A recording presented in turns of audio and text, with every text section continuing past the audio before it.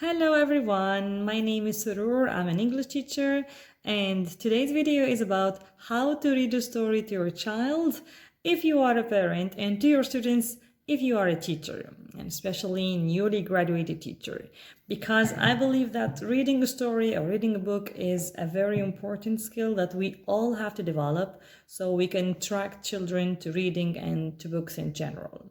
So before I start, I believe that there are many good reasons for the parents and especially the working parents to read to their children. Why? Because after a long day of work, I think it's a good opportunity for you to catch up with your children, to share things, especially that the kids that like to share things with their parents. And sharing is not only about food or going outside or movies. No, it can also be about books. You can share books, you can have fun reading stories together. And something else which is very important is that reading a story to your child is a very rich experience to develop his or her language, okay? Especially if you make it as a daily routine, just like brushing your teeth or having lunch. Anyway, so now I'm going to move to show you how to read a story to your child, whether you are a parent or a teacher. So today I chose two books. So this one and this one, okay? I'm not going to read them, but I'm going to show you some good strategies to follow. So before starting the reading, I do a first step with my children or with my students in the class, which is book awareness. Students or children need to know what is a book and how is the book written.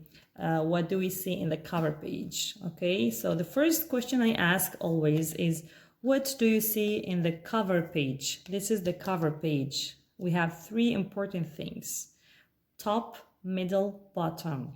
On the top, we have always the title. In the middle, we have always the picture.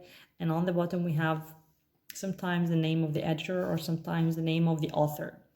And they need to know who is the author. The author is the one who wrote the story. The author is the one who invented the events of the story. So by asking about the picture, you can let them predict what's going to happen in the story, for example. And by asking about the title also, the title, they can help them predict what the story is about. Okay, so after that, you start reading, and there are many tips that can help you read a story. You shouldn't go so fast because it's gonna be so boring. You should, for example, in this story, it's for children, okay? And if your child is between 4 and 10, try as much as you can to choose a book with big pictures, with colors, that is attractive, okay, and that is funny. So, for example, in this book, you can use the strategy of pointing with your finger, okay? You shouldn't go so fast, as I said. You have to read with pointing. You make poses, you ask questions, okay? You explain new words, okay? And if your children or your students are like between 8 and 10 and they can read, you can ask about the sentences, okay? You can ask them to read this word or that word.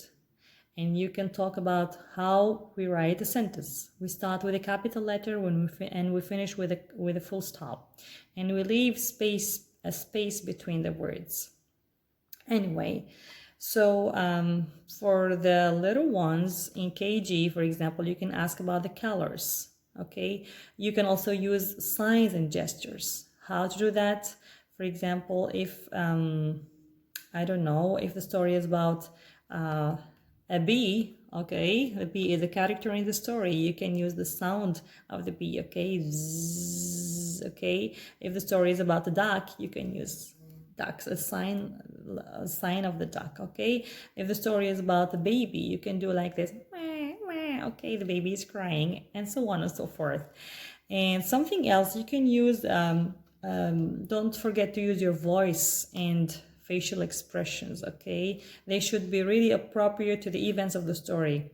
If the story is sad, you have to make a sad face. If the story is happy, you have to use your eyes and voice, intonation, happy face and happy voice, and so on and so forth. I think these are some good tips to follow. I hope that they are helpful to you and you got good strategies to follow for when you read a story to your child. And thank you very much for watching. See you soon next video. Bye.